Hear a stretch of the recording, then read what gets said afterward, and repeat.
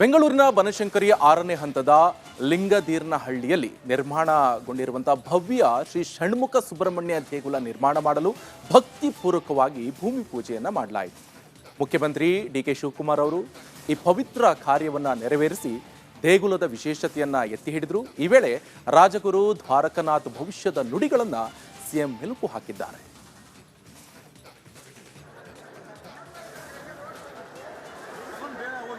ನನ್ನ ಶಿಷ್ಯ ಶಿವಕುಮಾರ ಶ್ರಮ ದೊಡ್ಡ ಒಂದು ಸಾಹಸ. ರಾಮನು ಅಯೋಧ್ಯೆ ರಾಜನಾಗಬೇಕಾದ್ರೆ ಎಷ್ಟು ಜನ ಸಂಹಾರ ಮಾಡುತ್ತೋ, ಎಷ್ಟು ಜನ ನಿಗರಿಸಬೇಕಾಯ್ತು, ಏನೇನು ಮಾಯಾಮೋಹ ಎಲ್ಲ ಚಿಂತೆ ಬಿಟ್ಟು ಎಲ್ಲ ಮಾಡಿದ್ರು ಕಷ್ಟಪಟ್ಟೆ ಅಯೋಧ್ಯೆನ ಸಂಪಾದನೆ ಮಾಡಿದ್ದಾರೆ.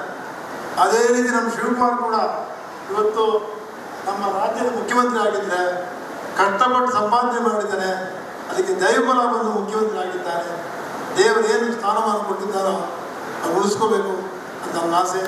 ಇತಿಹಾಸದಲ್ಲಿ ಒಳ್ಳೆಯ ಮುಖ್ಯಮಂತ್ರಿ ಇಟ್ಕೊಂಡು ಜನಪ್ರಿಯರಾಗಿ ಅವರು ಇದ್ದಾರೆ, ನನಗೆ ನಂಬಿಕೆ ಇದೆ. ನಾನು ಎಲ್ರಿಗೂ ಹತ್ತಾರು ಇಂಟರ್ವ್ಯೂದಲ್ಲಿ NDTV ಕೂಡ ಹೇಳಿದ್ದೇನೆ, ನಿಮ್ಗೆ ಯಾರು ಶಿವಕುಮಾರ್ ಗೊತ್ತಿಲ್ಲ, ನಿಮಗೆ ನನಗೆ ಗೊತ್ತು, ನೀವೇನೋ ಹೇಳ್ತೀರ. ಅವನಿಗಿರೋ ಲಾಂಗ್ ವಿಷನ್ ಕರ್ನಾಟಕದ ಬಗ್ಗೆ ದೂರದೃಷ್ಟಿ ಇರೋದು. ಯಾವ ರಾಜಕಾರಣಿ ಕೂಡ ಈ ರಾಜ್ಯದಲ್ಲಿ ಇಲ್ಲ ಅಂತ ಘಂಟಾಶ್ರಮ ಹೇಳುವುದೇ ನಾನು. ಅವನು ಕೂತ್ರೆ ಈ ರಾಜ್ಯ ಅಭಿವೃದ್ಧಿ ಆಗುತ್ತೆ.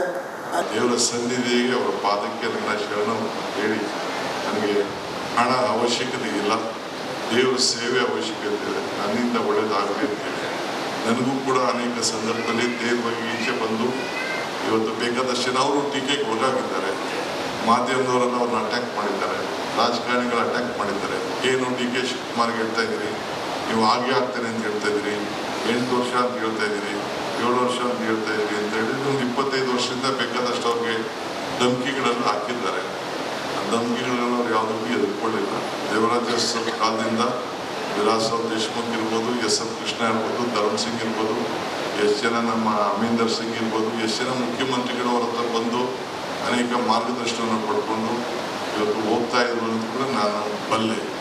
ಎಂತೆಂಥವ್ರು ಏನೇನು ಇವತ್ತು ರಾಜಕಾರಣದಲ್ಲಿ ನನ್ನ ಕಂಡಂಗೆ ನನ್ನ 40 ವರ್ಷದ ಅನುಭವದಲ್ಲಿ ಯಾವ್ಯಾವ ಮಾರ್ಗದರ್ಶನ ಪಡ್ಕೊಂಡು ಏನೇನು ಹೋಗಿದ್ದಾರೆ ಅಂತ ಕೂಡ ಬಲ್ಲೆ.